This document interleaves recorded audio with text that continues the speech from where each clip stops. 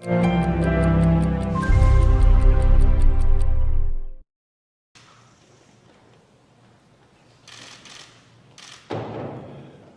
I've just spoken with Prime Minister Netanyahu.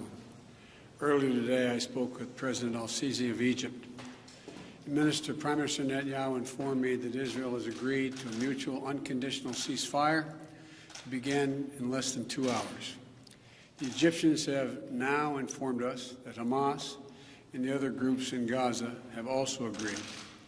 In my conversation with President Netanyahu, I commended him for the decision to bring the current hostilities to a close within less than 11 days. I also emphasized what I've said throughout this conflict.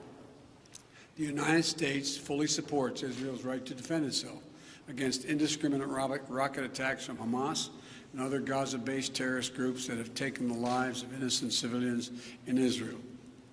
The Prime Minister also shared with me his appreciation for the Iron Dome system, which our nations developed together and which has saved lives of countless Israeli citizens, both Arab and Jew. I assured him of my full support to replenish Israel's Iron Dome system to ensure its defenses and security in the future.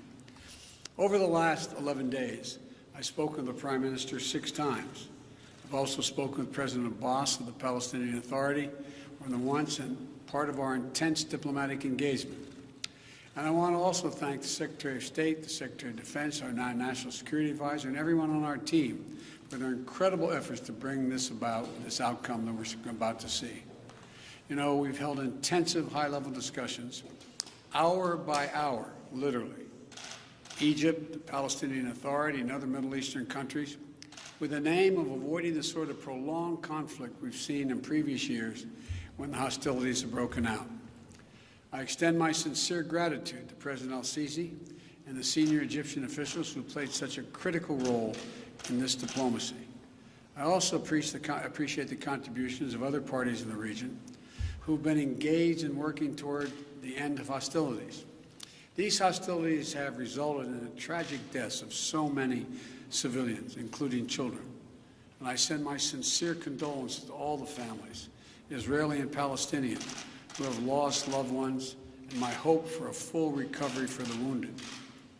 The United States committed to working with the United Nations, and we remain committed to working with the United Nations and other international stakeholders to provide rapid humanitarian assistance and to marshal international support for the people of Gaza and the Gaza reconstruction efforts.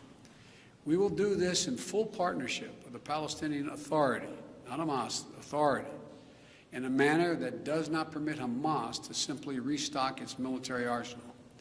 I believe the Palestinians and Israelis equally deserve to live safely and securely and to enjoy equal measures of freedom, prosperity, and democracy.